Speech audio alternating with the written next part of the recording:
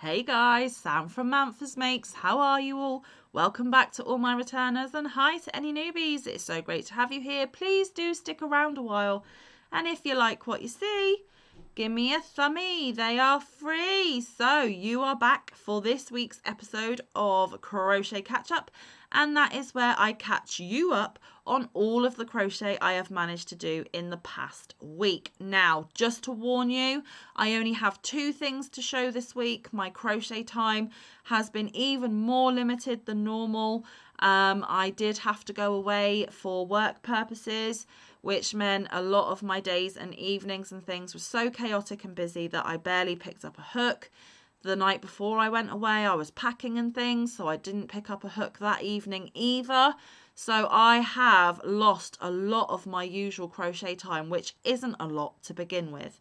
I did not touch my Asteria doily this week. That has had absolutely zero love, so I am not showcasing it at all today.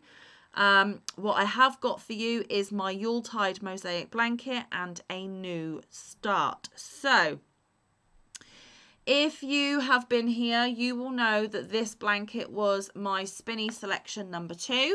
I borrowed a spinning wheel from my mum. I put on projects that I wanted to get done this year, spin it, and whatever the spinner picks is what I make. Spinny selection number 1 was a crocheted monster. That is done and dusted. And this is spinny selection number 2.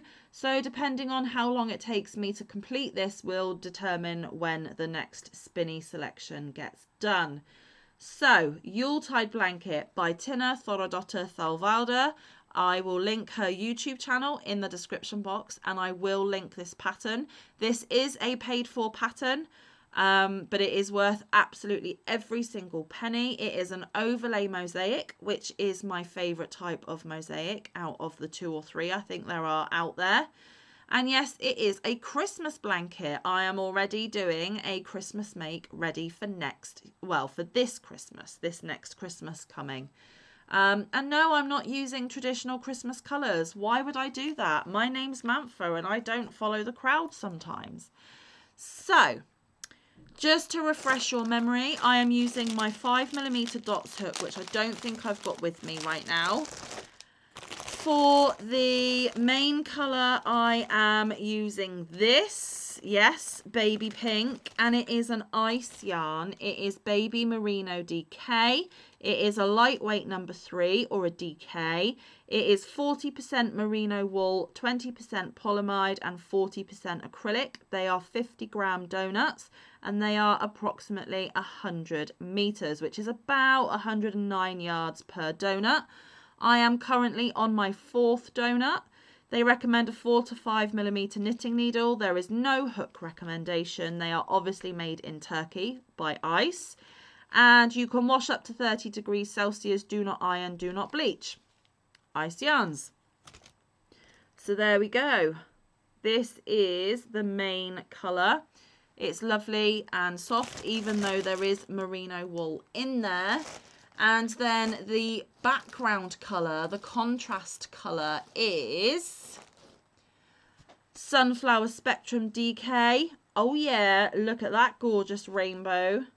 I am still on my first cake of this, guys. So it is, it's going really, really well. So these cakes are from the Knitting Network here in the UK. You can order them online. They do ship internationally. I'm not sponsored or affiliated by either of these companies, guys. I'm just giving you the info. These cakes are 100 grams, approximately 360 meters or 394 yards, 100% acrylic, made in Turkey, recommends 4mm knitting needles, no hook recommendation. Machine wash up to 30 degrees Celsius. Do not iron, do not tumble dry, do not bleach. Although in my opinion, you can tumble dry because it's just acrylic. Just saying, use your own judgment. And this is in the colour Aquarius. Gorgeous, stunning, beautiful rainbow. So the last time we looked at this, I was on the Christmas trees. I have now completed the Christmas trees, guys, where the blue stitch marker is where I last was. Oh, and it's wanting to curl down on itself. But there we go. Oh, where am I going? This way. This was where I was last time, and I managed to get these last few rows done so that I can complete the trees. We have finally got a bit of pink in there.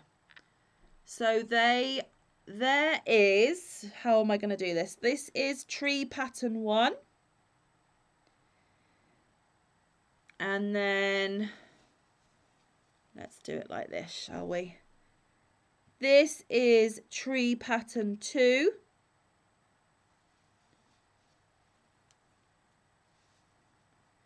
That is tree pattern 3.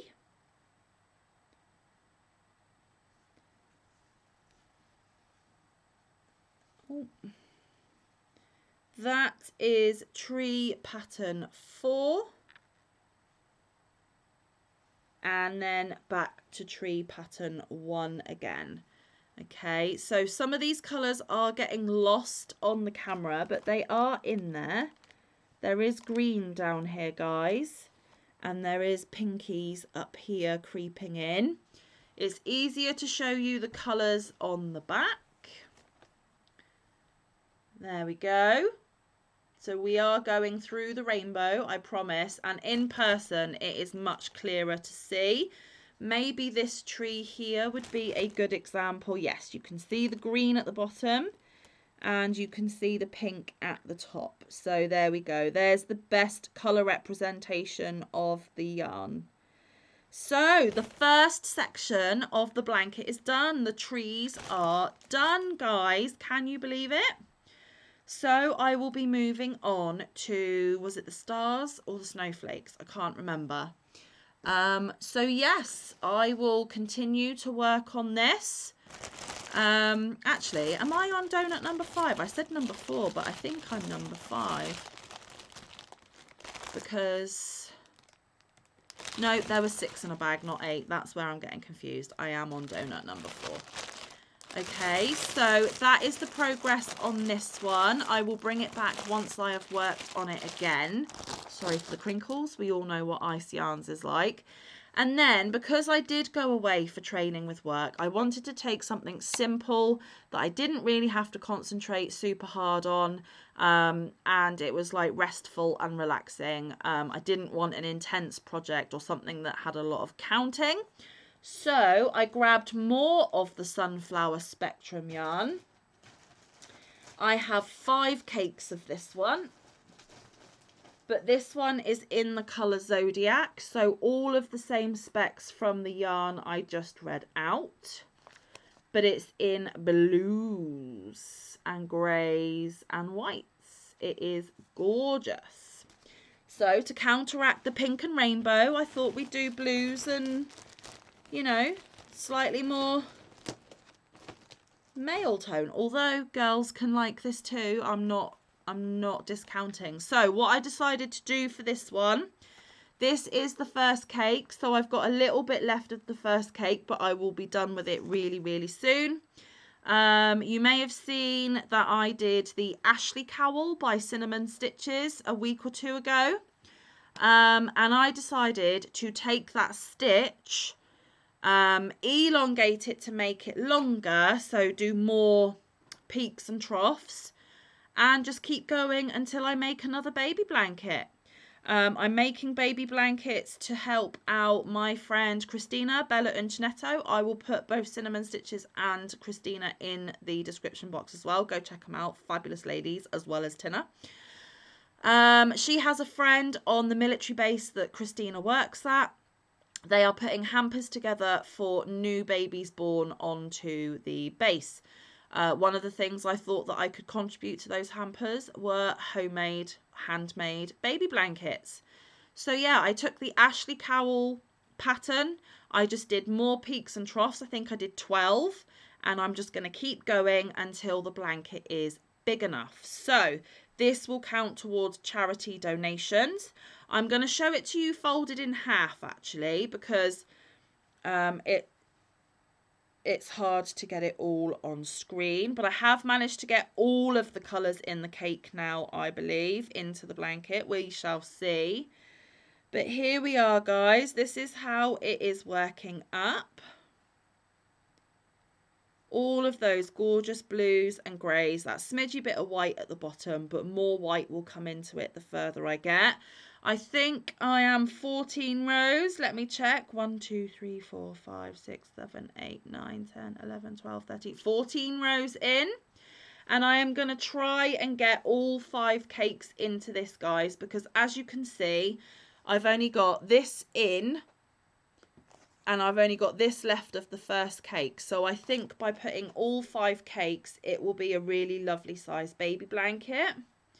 Now, my bottom row, for some reason, I must have done super tight because it is wanting it to pull in and make it a little bit ruffly.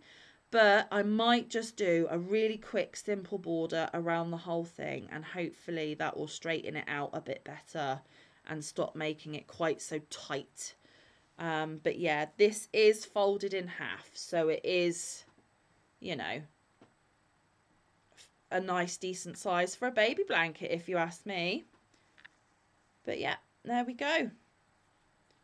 So that is my new start. Those are the things that I have been working on, plus the 3 pairs of hearts that I did on Monday in my crochet and chat. But that is all I got done. Like I said, I have had barely any crochet time at all. So because this is the last video that I am filming for you, I'm filming all of this week's video on Saturday, the 1st of March. I am going to hop off. I am going to have my dinner of homemade burgers, courtesy of Mike. And I am going to have a lovely late afternoon and evening of crocheting and decompressing and de-stressing and just getting a little bit of and if all goes well, hopefully I can have all day tomorrow on Sunday doing exactly the same, because I am exhausted and I need to mentally unwind and feel better, and crochet does that for me. It is my therapy. So thank you for your time today. Sorry it was another short one, but that's the way the cookie crumbles sometimes. Hopefully, if I do get the rest of today and all of Sunday to crochet, I might have a little bit more for next week. But I am away again for 2 days and 1 night. So my crochet time might be cut short a little bit there as well.